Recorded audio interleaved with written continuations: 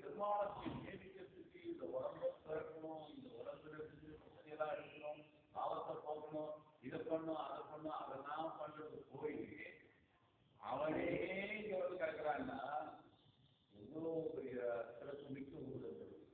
சீர் மலமும் ஆய்ப்பாவி அப்படி ஒரு அர்த்தம். இன்னொரு அர்த்தம் என்ன, பரவலம் போனோம்னா அங்க என்ன பண்ண முடியும்? அங்க ஒரு பிரச்சனையும் கிடையாது.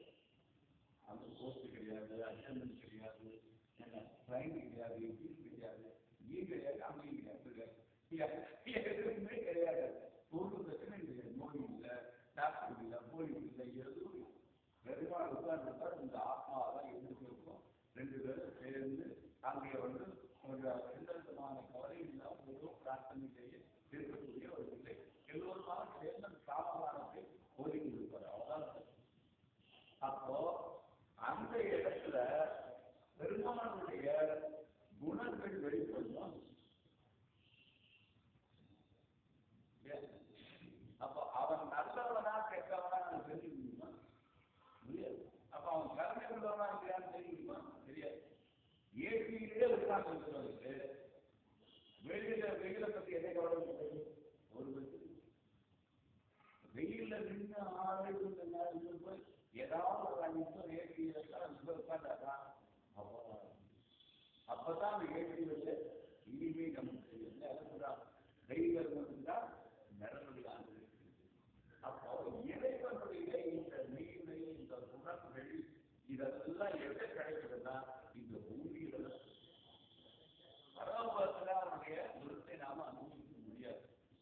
அதனால இங்க என்ன கிடைக்குதுன்னா அந்த சீர் மல்கி கொண்டு பெருகி கொண்டே இருக்கிறது. ரெண்டாவது ராமதாரத்துல அவனால அதிகம் வந்து சாப்பிடுது. கிருஷ்ணாவதாரத்துல அது இல்லை. ஏன் எல்லாரும் அதை திட்டத்துக்கு அடிக்கிறதுக்கு ரெடியா இருந்தாங்க. அந்த பயணம் என் வீட்டு பாடம் முடிச்சுட்டான், என் டிஎம்சிக்கு போயிட்டான், என் மெடிசினுக்கு போயிட்டான். அத்தனை திட்டத்துக்குன்னே ஒரு அவதாரம் இருக்கான். ஒரு பகை விடாத எல்லாரும் அவன் டிகிரி இருக்காங்க. அப்படி ஒரு சிறப்பை இந்த ஆயர்பாடி அயோத்தி கூட பெறவில்லை. ராமனே அயோத்தியில் வந்து வருவதுன்னு அங்க நல்லவன் ஒரே ஒரு ஃபீலிங் அவதான் ஒரே கேரக்டர். ஆனா இங்க அப்படி இல்லை. எல்லா இடத்துலையும் படலக்கூடிய நிலையில, எல்லா இடத்துலையும் அவர்கள் ஒன்று மாட்டேங்கிற நிலையில அப்படி ஒரு நெருக்கத்தை கொண்டு வந்து கொடுத்தாவதாக கஷ்டம். அதை தீர் மதும் ஆயிடுச்சாங்க. இப்பதான் அந்த நேரடி அர்த்தம் யார் சொல்றாங்க? செல்வ சிறுமியார். என்ன செல்வ சிறுமியார்? இந்த குழந்தைகள்லாம் அவர் கண்ணனுடைய என் கிளாஸ்மேட், என் ஸ்கூல்மேட் அப்படின்றது மட்டும் அவர் இன்னொரு சொல்லுது. அப்ப அதுபோல அந்த சிறுவ சிறுமிகள் கண்ணனே வந்து சேர்த்து கலந்து பழகுது. அந்த ஒத்த வயதை உடையவர்கள் அது பெரிய செல்வம் தான். ரெண்டாவது என்ன, அந்த கண்ணனுக்கு இவர்கள் எல்லாம் கைங்கரியம் செய்யக்கூடியதே இருக்காங்க. அவங்களுடைய விளையாடுது 10 ஆறுலாம் முடிவு பண்ணிதான் கண்ணனாக எப்பவுமே தனியாகவே நல்லா பார்க்கலாம். சில பேர் எப்பவுமே நம்ம கையை வச்சுக்கலாம், நம்ம வந்து ஏதாவது உடம்பு ஒன்றா கிட்டா இருக்கும், அந்த மாதிரி தான் இருக்கும். சில பேர் வந்து அது மாதிரி கிட்ட பிடிக்காது, இந்த மாதிரி பண்ணாத அப்படின்னு.